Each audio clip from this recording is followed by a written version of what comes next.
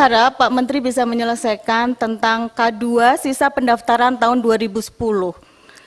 Ini banyak sekali yang menunggu. Jadi Assalamualaikum warahmatullahi wabarakatuh. Selamat datang di channel Kabar CPNS P3K Kesehatan. Semoga teman sejawat dilindungi oleh Tuhan Yang Maha Esa. Teman sejawat yang baru tahu channel ini, silakan subscribe dan bunyikan tombol loncengnya agar tidak ketinggalan informasi tentang kabar CPNS dan P3K yang terbaru.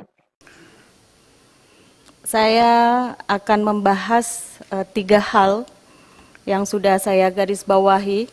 Yang pertama tentang outsourcing, Pak Menteri. Ini menjadi isu yang sangat ramai sekali di dunia politik dan di media sosial. Jadi, menurut pandangan saya, jika kita ini tergantung sama outsourcing, maka biaya yang dikeluarkan negara sebenarnya lebih banyak.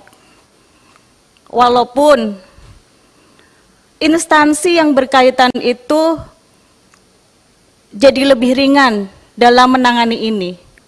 Contohnya, gaji mungkin dibayar lebih dulu sama pihak ketiga. Tapi pada akhirnya negara juga yang akan memberikan uang itu. Dan untuk tenaganya sendiri, untuk tenaga jasa sendiri, mereka akan kena potongan, Pak Menteri. Dan potongan ini saya pikir lebih berarti jika diberikan langsung kepada para tenaga honorer ini. Saya kasih contoh yang sangat dekat sekali bersama kami setiap hari. Kita mempunyai PAMDAL, terutama PAMDAL di DPR RI. Saya setiap hari ketika saya datang, yang datang untuk membukakan lift itu PAMDAL. Sampai keamanan kami pun sebenarnya dijaga sama PAMDAL. Setiap hari. Dari pagi sampai malam. Sampai kadang kami di sini, pernah kami di sini itu sampai jam 2 pagi. Tetap PAMDAL itu menjaga kami. Dan saya sangat prihatin ketika saya mendengar bahwa PAMDAL ini akan di-outsourcingkan. Sedangkan biaya yang dikeluarkan negara artinya akan beralih ke pihak ketiga. Apa tidak lebih baik semua biaya yang negara keluarkan ini bisa dikelola di masing-masing pemerintahan? Untuk PAMDAL DPRD bisa dikelola sama DPRD. Untuk PAMDAL DPR RI bisa dikelola sama DPR RI sendiri. Menurut saya itu bukan hal yang membebankan untuk kerja mereka. Kalau seandainya para PAMDAL ini mau ditulis misalnya kontrak, sebenarnya bisa. Apa susahnya gitu? Kontrak langsung dengan instansi terkait. Sedangkan PAMDAL ini kebanyakan itu lebih dari 7 tahun. Jadi kalau akan kembali lagi ke outsourcing, kemungkinan yang sudah mengabdi 7 tahun, 12 tahun, itu akan tersingkir.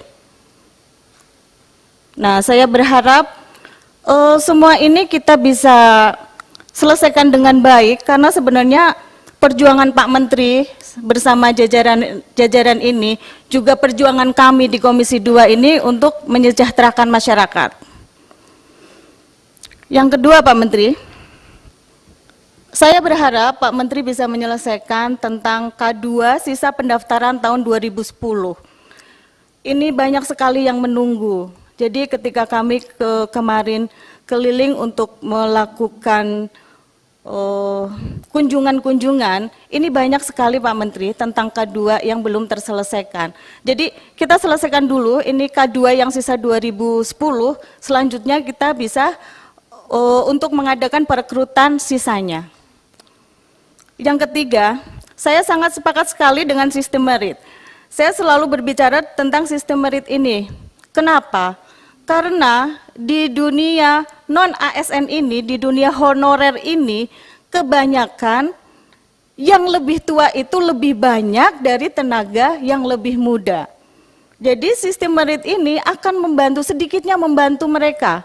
Sekarang kalau mereka kita langsung tarungkan di ajang bebas bersama fresh graduate, ya itu menurut saya sangat susah sekali buat mereka. Padahal mereka ada yang lebih 20 tahun dan umur ada yang 50 tahun.